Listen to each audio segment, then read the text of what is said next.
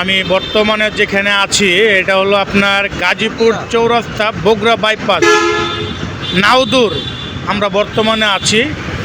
তবে এই জায়গার একটা ইতিহাস আমি আপনাদেরকে তুলে ধরতে চাই। ইতিহাসটা হলো এই যে রাস্তাটা, এটা আপনার নাউদুর থেকে গেছে একবারে চিটাগাং রোড, সোজা একদম সোজা। কিন্তু এইখানে একটা ভদ্রলোক এই যে শুয়ে আছে দেখেন, আচ্ছা একটু কথা বলি, আমি একটু জুম করে আপনাদেরকে দেখাই। এই যে ভদ্রলোক শুয়ে আছে,